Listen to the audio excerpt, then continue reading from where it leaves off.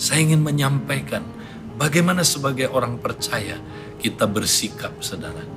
Dan bagaimana kita bisa bertahan di masa yang sukar ini. Kita tetap tegar di masa yang sukar. Karena itu saudara, hari ini saya mau menyampaikan prinsip-prinsip dari firman Tuhan yang nanti bisa dipakai di dalam ibadah-ibadah, di komsel-komsel, di kompak-kompak, selama dalam masa di mana kita harus beribadah di tempat-tempat yang saudaraku secara pribadi ataupun secara kelompok kecil.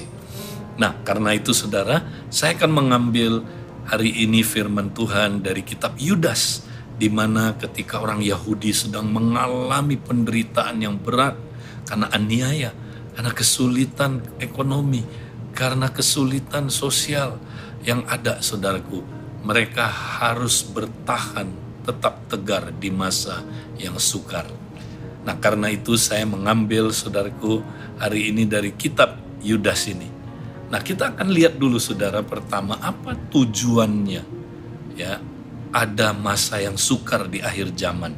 Kalau kita baca di dalam Alkitab, tujuannya saudaraku yang paling utama adalah ya supaya saudaraku terjadi pemisahan antara kambing dengan domba, antara saudaraku lalang dengan gandum, murid yang sejati dengan murid palsu. Saudaraku, di dalam Yudas dikatakan pada akhir zaman, ya kalau kita baca di dalam ayat yang ke-18 sampai ayat yang ke-19, katanya sebab ya mereka telah mengatakan kepada kamu menjelang akhir zaman akan tampil pengejek-pengejek yang akan hidup menurut hawa nafsu kefasikan mereka. Mereka adalah pemecah belah yang dikuasai hanya oleh keinginan-keinginan dunia ini dan yang hidup tanpa Roh Kudus. Saudara, pada akhir zaman akan muncul pengejek-pengejek ya, dan mereka ini pemecah belah gereja. Mereka hidup tanpa Roh Kudus. Jadi ini bukan berbicara orang yang di luar sana, tetapi di dalam kalangan kita sendiri, di dalam gereja. Nah, Tuhan mau memisahkan antara saudaraku orang Kristen sejati dengan orang Kristen yang palsu. Sebab itu saudara, saya percaya kita tidak mau menjadi orang Kristen yang palsu. Kita tidak mau saudaraku menjadi seperti yang dikatakan tadi. Nah, karena itu saudara, kalau kita benar orang Kristen sejati, apa yang harus kita lakukan di masa yang sukar ini? Nah, di dalam firman Tuhan ini saudara, dalam ayat yang ke-20 sampai dengan ayat yang ke-24, Alkitab memberikan kita 5 hal yang harus kita lakukan agar kita saudara bisa tetap ya bertahan di masa yang sukar. Kita boleh saudaraku ya tegar di masa yang sukar. Nah, bagaimana caranya? Mari kita lihat 5 langkah atau 5 hal ini saudara. Yang pertama saudaraku, ya, dikatakan dalam ayat yang ke-20, akan tetapi kamu saudara-saudaraku yang kekasih, bangunlah dirimu sendiri di atas dasar imanmu yang paling suci. Yang pertama katanya, bangun ya diri kita saudara di atas iman yang paling kudus. Artinya apa iman yang paling kudus? Iman yang paling kudus ini kalau kita lihat di ayat yang ketiga saudara, di situ dikatakan ya bahwa telah disampaikan kepada kita ya supaya kita mempertahankan iman yang telah disampaikan kepada orang-orang kudus. Jadi saudara, itulah iman yang paling kudus. Artinya apa saudara? Ajaran-ajaran Yesus yang disampaikan kemudian melalui rasul-rasul atau pengajaran rasul-rasul. Nah, ini dasar iman kita yang menyelamatkan. Saudara, kita harus pertahankan ya iman kita yang paling kudus itu, yaitu dengan kita mempertahankan pengajaran Yesus, pengajaran rasul-rasul ya. Ini berbicara tentang doktrin-doktrin yang dasar yang sangat penting. Siapakah Allah? Allah Tritunggal. Hati-hati dengan ajaran yang tidak percaya Allah Tritunggal ya. Siapakah Yesus? Yesus adalah Allah 100%, manusia 100%, ya. Dan saudara, siapakah Roh Kudus? Dan kemudian saudara, ajaran tentang keselamatan, ya. Kemudian ajaran tentang manusia ciptaan yang baru. Nah, ini penting saudara. Ini ajaran-ajaran Yesus dan rasul-rasul yang telah disampaikan kepada kita, harus kita pertahankan, ya. Dan kita harus percaya, jangan menyimpang. Hati-hati, karena pada akhir zaman ini akan ada bidat-bidat yang menyimpang dari ajaran itu saudara. Dan itu menyesatkan. Kalau saudara menerima ajaran yang salah itu, saudara akan disesatkan. Saudara tidak akan bertahan di tengah masa yang sukar ini. Pertahankan iman yang paling kudus itu. Bangun diri kita. Nah, kata bangun saudara di sini itu bisa berarti pribadi, bisa berarti saling membangun, dua-duanya benar. Ya, makanya bahasa Inggris kata kamunya itu jamak, ya. Jadi saudara, sebenarnya artinya kita harus bangun diri kita atas dasar iman yang paling kudus itu dengan cara saling membangun, saudara. Jadi ini nggak sendiri. Kita perlu saling membangun di tengah masa yang sukar. Ketika kita saling kumpul, saling membangun, saudara, kita dikuatkan. Kita nggak akan lemah, kita nggak akan luntur, kita nggak akan terseret dan akhirnya murtad, saudara. Ya, tapi kita akan bertahan.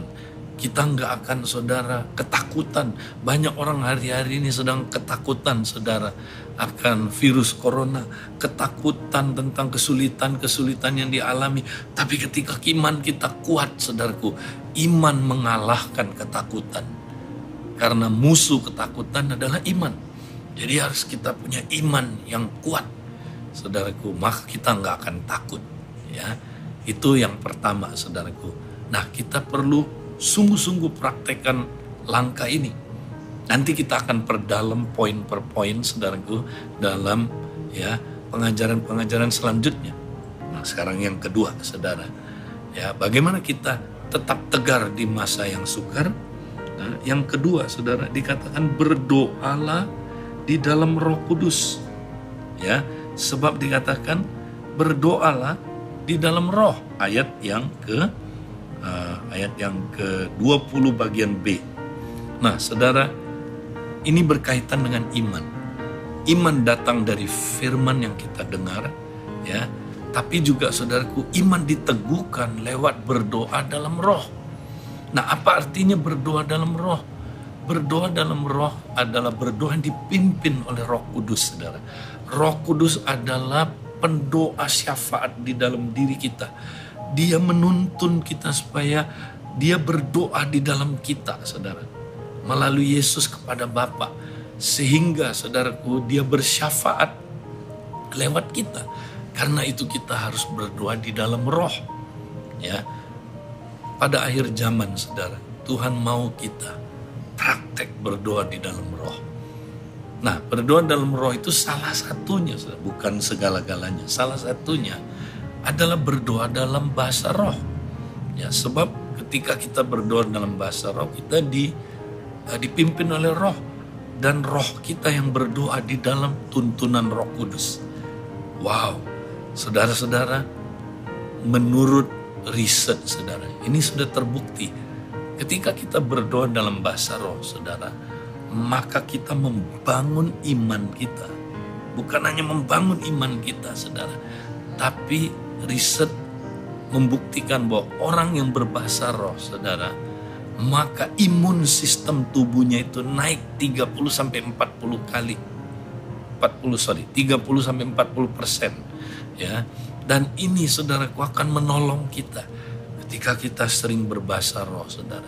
Saya percaya imun sistem kita kuat dan kita nggak akan bisa diserang oleh, saudaraku, coronavirus, ya. Kenapa? Karena imun sistem kita dibangun kuat. Bahasa Roh, ketika kita saling berbahasa Roh, saudara, berdoa, ya, Alkitab bilang kita mendoakan orang-orang kudus. Jadi kalau semua orang kudus berdoa pakai bahasa Roh, kita sedang, saudaraku, mendoakan, saling mendoakan dalam roh yang dipimpin oleh Roh Kudus, sehingga orang kudus kuat mengalami, saudaraku, tantangan-tantangan di masa yang sukar ini. Jadi mari kita praktekkan berdoa dalam roh. Nah, saudara, itu yang kedua. Yang ketiga, kita lanjutkan. Dikatakan, saudaraku, di dalam ayat 21a, ya, peliharalah dirimu dalam kasih Allah. Nah, saudara, ini penting, ya. Di masa yang sukar ini, mari kita terus hidup dalam kasih Allah dan pelihara diri kita dalam kasih itu, saudara. Karena kasih itu mengalahkan ketakutan. Kasih mengusir ketakutan. Orang yang, saudaraku, mengasihi dia nggak takut. Ya, makanya kalau saudara takut, belum sempurna dalam kasih. Ya, jadi coba renungin terus, kasih Tuhan tuh besar terhadap kita, saudara. Kasih Tuhan begitu luar biasa. Ketika kita renungkan ini, kita nggak takut. Ya, ada sebuah kesaksian gereja mula-mula, saudara. Ya, pada tahun abad yang keempat, saudaraku, yaitu di kota Kaisaria, terjadilah, saudaraku, sebuah bencana yang sangat mengerikan. Setelah terjadi perang, kemudian kelaparan, kota itu mengalami wabah penyakit seperti coronavirus ini, saudara. Di mana orang pada mati, wabah itu membunuh begitu banyak orang.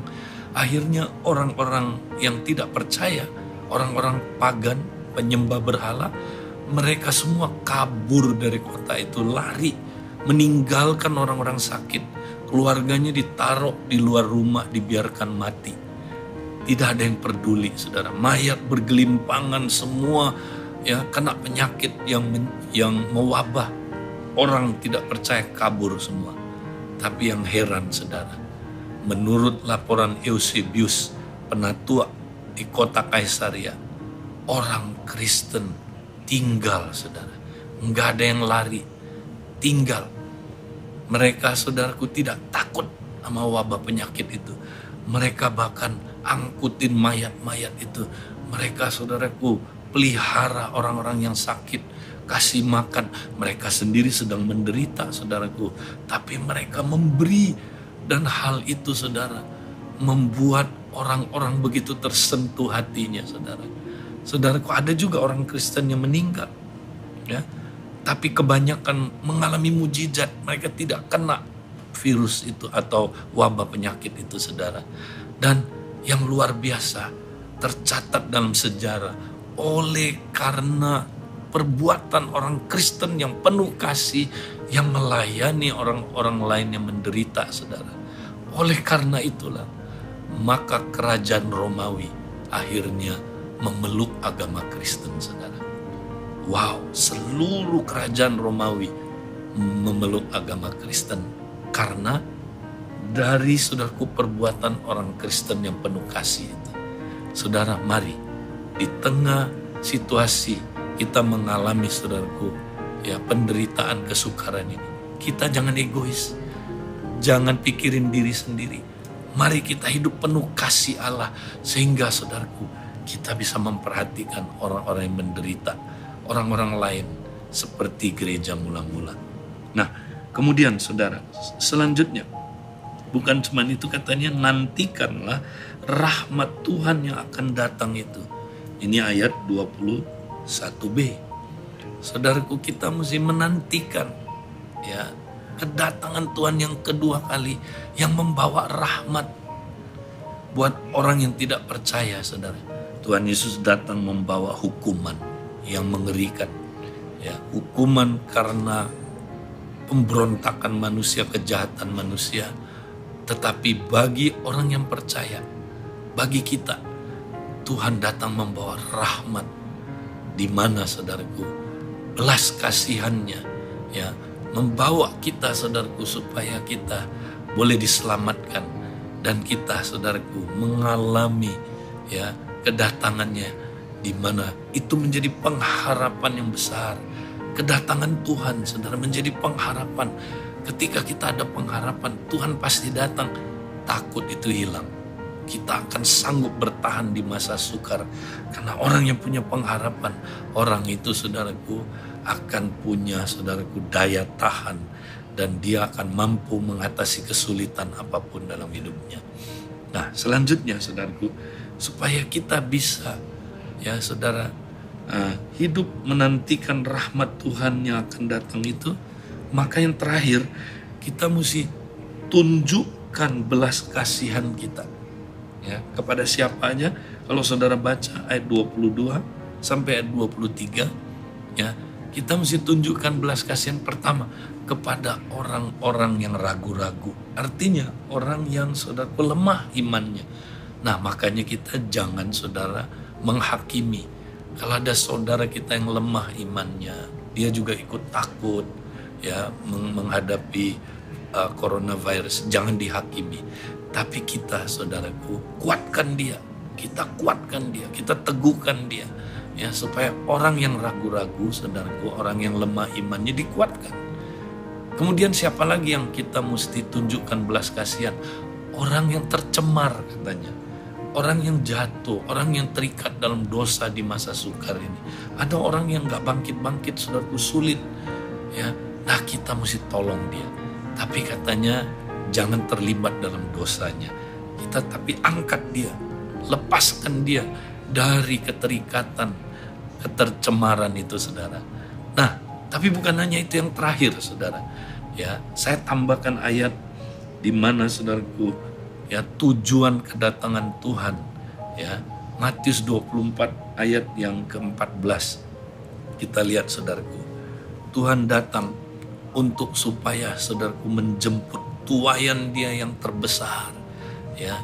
Tuhan mau saudaraku bangsa-bangsa ya diselamatkan ya. Karena itu saudara, ketika situasi ini datang, mari kita jangan fokus saudaraku takut, dikuasai oleh takut akan virus corona ini. Tetapi ini kesempatan untuk kita memenangkan jiwa. Karena Matius 24 ayat 14 bilang saudara, ini tanda kedatangan Tuhan. Yaitu Injil harus diberitakan kepada, Injil kerajaan harus diberitakan kepada segala suku bangsa. Menjadi kesaksian, barulah tiba kesudahannya. Saudara, mari kita jangan takut mendengar kabar-kabar ini. Tuhan bilang jangan takut, tapi fokus menuai jiwa-jiwa saudara. Fokus untuk menginjili, memenangkan orang-orang yang terhilang. Dan lewat itu saudara, kita siap tetap tegar di masa sukar. Tuhan memberkati saudara.